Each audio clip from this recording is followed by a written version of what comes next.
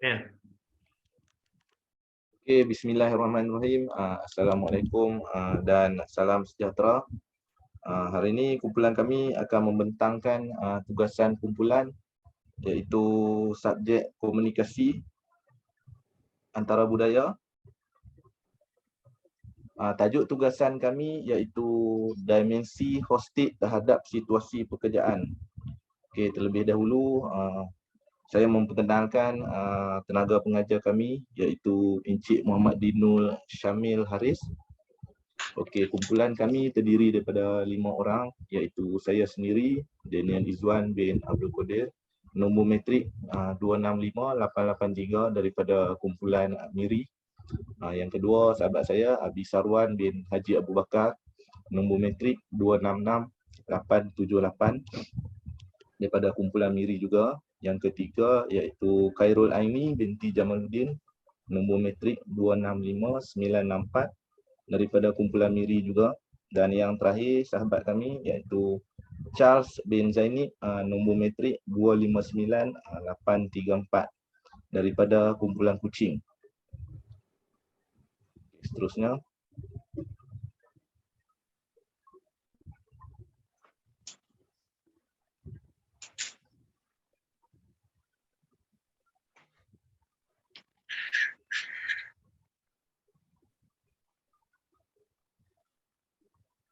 okey, kita masuk di bahagian pengenalan. Okey, pengenalan yang pertama iaitu komunikasi merupakan elemen penting dalam kehidupan manusia. Melalui komunikasi juga manusia mampu berhubung dengan cara yang terbaik bagi membolehkan sesuatu informasi. Kewujudan kepelbagaian teknologi masa kini turut menyumbang kepada kemudahan komunikasi untuk berlaku di antara pihak yang terlibat. Komunikasi mempunyai kepentingannya yang tersendiri untuk dipraktikkan secara baik dalam diri manusia. Termasuklah komunikasi sendiri mampu membentuk kepribadian manusia. Selain ianya turut penting dalam memastikan kesihatan psikologi manusia itu lebih utuh dan terjamin. Okay, seterusnya kita sambung di bahagian komunikasi juga bertindak sebagai interaksi yang mana ianya menjadi satu proses sebab dan akibat dan aksi serta reaksi terhadap sesuatu perkara, iaitu dipetik daripada komunikasi 1994. Okay, komunikasi akan mampu membantu manusia dalam mengawal persekitarannya. Komunikasi turut membolehkan manusia lebih beradaptasi dengan pelbagai bentuk keadaan yang mereka tempuhi. Selain komunikasi turut mewujudkan suatu transformasi dalam perhubungan sosial antara manusia. Okey, seterusnya saya akan serahkan tugas penyambungan pembentangan ini kepada sahabat saya iaitu Encik Arbi. Sekian, terima kasih. Assalamualaikum, salam sejahtera yang dihormati tenaga pengajar kita, Encik Dinul. Terima kasih kepada rakan saya, Encik Daniel. Sebenarnya kita pergi kepada pembentangan seterusnya iaitu berkaitan dengan penganalisa nilai budaya berdasarkan 4 dimensi Austin. Yang pertama adalah power distance. Power distance adalah menunjukkan bahawa semakin jauh jarak daya, semakin tinggi kepatuhan masyarakat terhadap pemimpin dalam masyarakat berstatus. Sebenarnya, power distance bermaksud mereka yang lemah dalam organisasi, termasuk institusi keluarga, menerima dan percaya bahawa pembagian kuasa adalah mutlak. Ketiga, Malaysia telah menekankan nilai-nilai moral dan perlu menanamkannya seperti saling menghormati antara satu sama lain. Dan yang keempat, pengurusan kanan digunakan di Malaysia untuk membuat sebarang keputusan dan pemimpin mempunyai keputusan akhir mengenai keputusan yang penting. Seterusnya pergi kepada uncertainty avoidance. Uncertainty avoidance hosted ialah dimensi budaya ketidakpastian yang bermaksud bahawa masyarakat tidak berpuas hati dengan ketidakstabilan dan ketidakpastian. Yang kedua, perasaan dan kegelisahan dan keinginan masyarakat untuk meramalkan masa depan. 3. Proses individu lebih cenderung memilih situasi struktur yang tidak berisiko. Dan yang keempat, jarak kuasa sosial Malaysia rendah kerana Malaysia adalah masyarakat yang berbilang etnik yang masih menekan budaya serta adat istiadat tersendiri.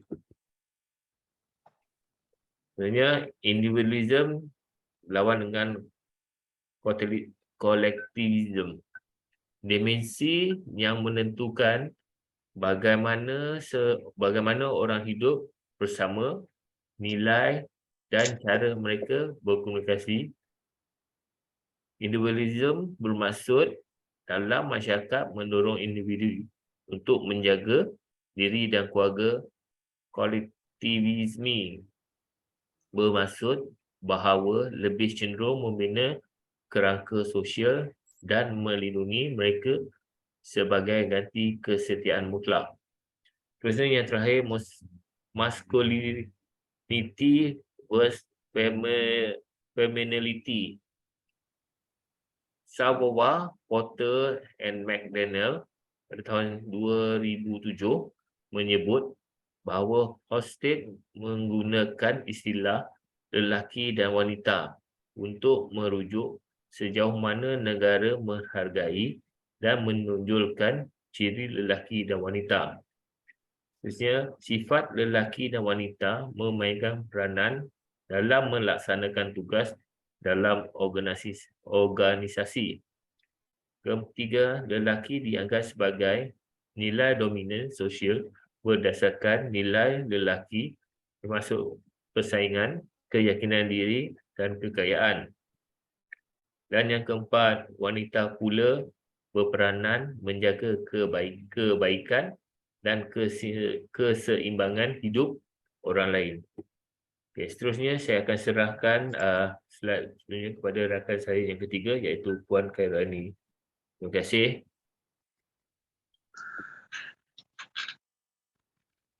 Okey, terima kasih kepada Encik Arbi dan Encik Daniel. Saya Khairul Aini binti Jamaluddin. Okey, seterusnya kita akan tengok pada 4 dimensi oleh Great Hofstede terhadap situasi pekerjaan, iaitu 4 budaya yang diamalkan mampu mempengaruhi sikap seorang pekerja, pengurus dan majikan di tempat kerja. Okay, yang pertama, power distance.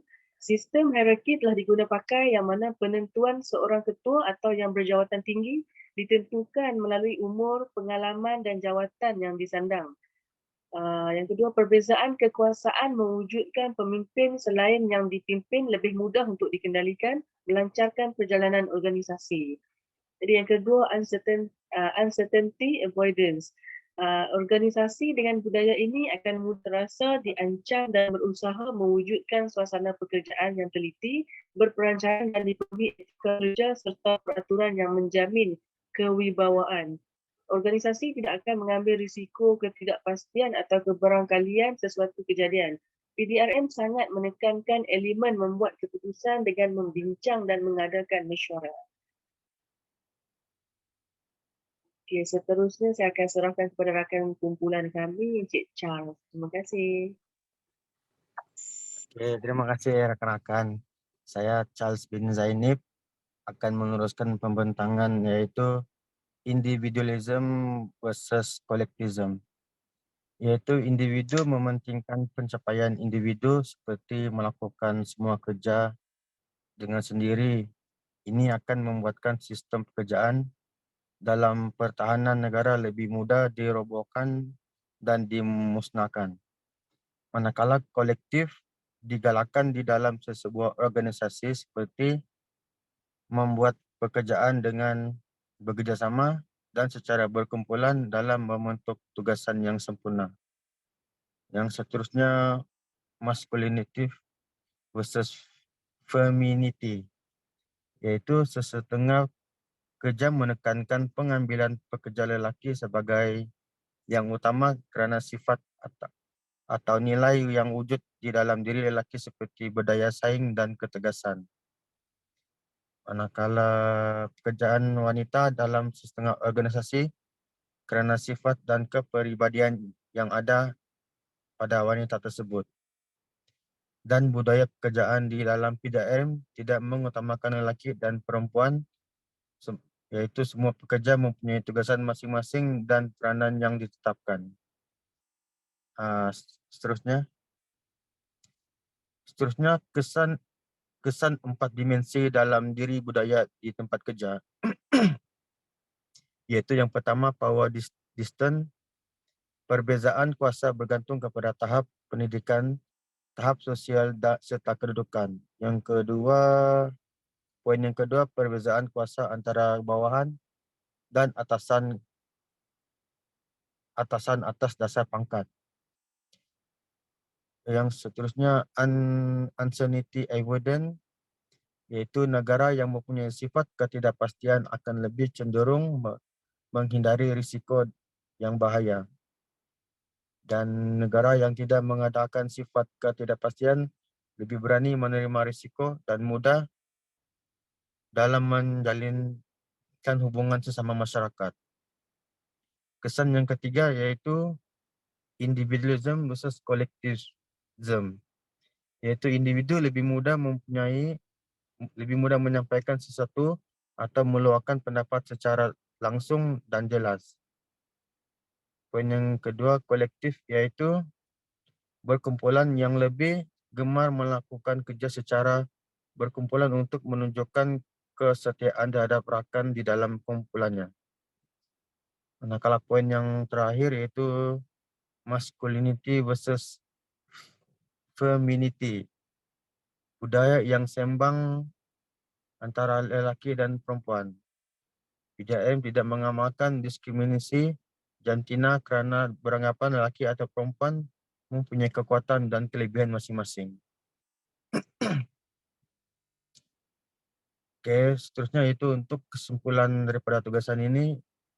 Komunikasi merupakan medium perhubungan, pengantaran serta menyampaikan maklumat informasi.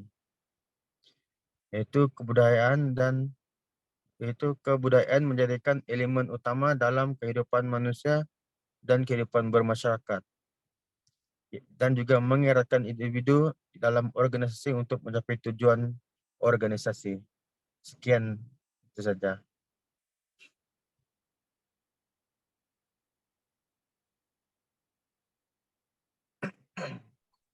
Okey, itu saja sekian daripada kumpulan kami. Andai ada salah dan silap, kami mohon maaf. Sekian, terima kasih.